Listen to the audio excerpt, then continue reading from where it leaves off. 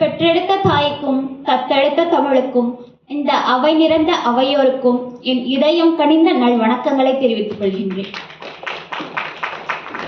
இன்று நான் பேச போகும் தலைப்பு ஔவையின் ஆத்திச்சூடி அகவாழ்வுக்கோர் அரிச்சுவடி. எனது தலைப்போ நாம் அனைவரும் அறிந்த நமது பாட்டி ஔவையை பற்றி உள்ளது.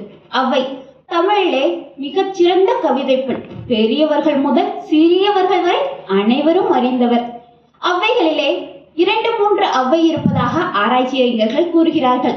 ஆராய்ச்சிகளுக்குள் நுழையாமல் அறிவிற்கு தேவையானவை மட்டும் எடுத்து பயன்படுத்த வேண்டும் என்பது என்னுடைய குறிக்கோள். ஔவையின் ஆத்திச்சூடியில் இடம்பெற்றிருக்கும் ஒவ்வொரு கருத்தும் மிகச் சிறப்பானவை. முதலில் இருந்தே தொடங்கலாம். அறம் செய்ய விரும்பு. அறத்தை விருப்பத்துடன் செய்தல் வேண்டுமா? புண்ணியம் தேடுவதற்காகவோ கடவுளை நெருங்குவதற்காகவோ செய்தல் கூடாது.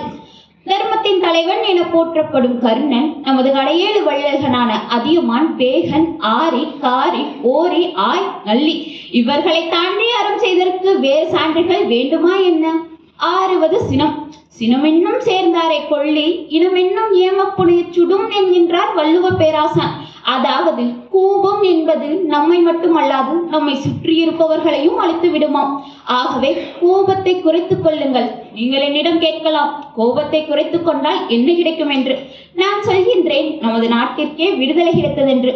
ஆம், காந்தியடிகள் கையாண்ட அகிம்சை வழி போராட்டம் தானே நமது சுதந்திர போராட்ட வெற்றிக்கு பெரும் பங்காற்றியது. அடுத்தது, இன்று நாம் அனைவரது கையிலும் இருப்பது முக்கியமான பொருள் கைபேசி. இந்த கைபேசியானது பல நவீன தொழில்நுட்பங்களை கொண்டு இணையத்தோடு பல ஊடகங்களை கொண்டுள்ளது. இந்த ஊடகங்களின் வாயிலாக முகம் தெரியாத நபர்களுடன் அவர் குணமேதும் அறியாமல் நாம் நட்புறவு பாராட்டுகிறோம். ஆனால் ஔவை என்ன சொல்கிறார் தெரியுமா? இணக்கமறிந்து இணங்கு என்கின்றார். அதாவது ஒருவருடன் நட்பு பாராட்டுவதற்கு முன்பாக அவர் நல்லவரா, நல்ல குணங்கள் கொண்டவரா, நல்ல செயல்கள் செய்பவரா என்பதை அறிந்த பிறகே அவருடன் நட்பு பாராட்ட வேண்டும் என்கின்றார். இந்த இணக்கம் அறிந்து இணங்கு என்பதை இளைய சமுதாயம் ஆகிய நாம் அனைவரும் கடைபிடிக்க வேண்டிய ஒன்றாக நான் கருதுகிறேன். ஐயமிட்டு உண், யாவருக்கும் உண்ணும் பொழுது ஒரு கைப்பிடி என்கின்றார் திருமூலர். ஆனால் ஔவையோ உணவிட்ட பின் உண் என்கின்றார். நீ சாப்பிட்ட மிச்சத்தை தருவதல்ல அன்னதர்மம். சமைத்து தயாராக இருக்கும் உணவுப் பொருளை மற்றவர்களுக்கு பரிமாறி அவர் சாப்பிட்டு முடித்த பின் நீ உண்ண வேண்டும் என்கின்ற அன்ன தர்மத்தை இந்த ஒற்றை வரிகளிலே அழகாக சொல்லிவிட்டார் ஔவை. உடையது விளம்பே. நான் யார் தெரியுமா? சொல்லாத. என்கிட்ட எவ்வளவு படம் இருக்கு தெரியுமா? சொல்லாத. என்னை யாராலையும் அடிச்சுக்க முடியாது. அட சொல்லாதப்பா. உனது திட்டங்களையும் செயல்பாடுகளையும் வலிமையும், முக்கியமாக பலவீனத்தை ரகசியமாக வைத்துக் கொள்ள கற்றுக்கொள். உதாரணத்திற்கு, எந்த ஒரு இராணுவமானது தனது திட்டங்களையும் செயல்பாடுகளையும் மற்ற இராணுவங்களுக்கோ ஏன் நமக்கோ படம் பிடித்து காட்டுகிறதா என்ன? இல்லை.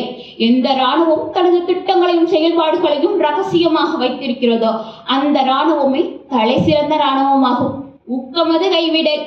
தாமஸ் ஆல்வா எடிசனோ அன்று மின்சாரத்தையும் மின்விளக்குகளையும் கண்டறியும் முயற்சியில் தனது 4-5வது முயற்சியில் தோல்வியுற்றிருந்தார். இன்று மின்சாரத்தையும் மின்விளக்குகளையும் இவ்வளவு சொகுசாக நாம் பயன்படுத்தி இருக்க முடியுமா?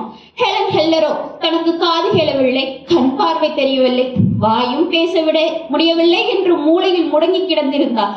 பல புத்தகங்களை எழுதி சாதனை படைத்து பலருக்கு முன்னுதாரணமாக திகழ்ந்திருக்க முடியுமா?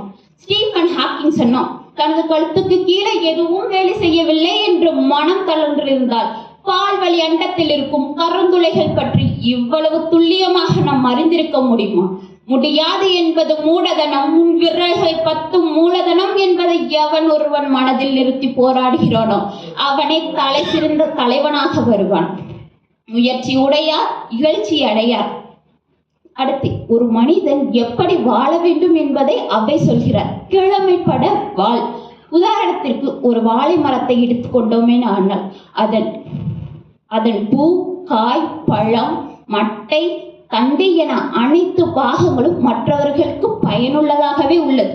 அதே போல் மனிதராகிய நாமும் நமது ஊனும் உயிரும் மற்றவர்களுக்கு பயன்படும்படி வாழ வேண்டும் என்கின்றார் ஔவை.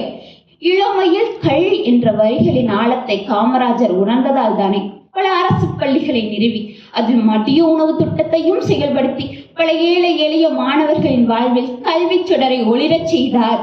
இப்படி யாமறிந்தது சில வரிகள். ஆனால் ஔவையின் ஆத்திச்சூடியிலோ 109 வரிகள் இடம்பெற்றிருக்கிறது.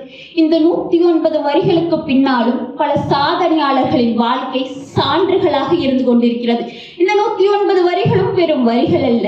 இதில் இருக்கும் வார்த்தைகள் வெறும் வார்த்தைகள் இல்ல, அகவாழ்வுக்கோர் அரிச்சுவடி. எவன் ஒருவன் இதனை அறிந்து ஆராய்ந்து அன்றாட வாழ்வில் பயன்படுத்துகிறானோ அவன் சிறந்த தலைவனாகவும் வெற்றியாளனாகவும் வருவான் என்பதில் எந்தவித ஐயமும் இல்லை.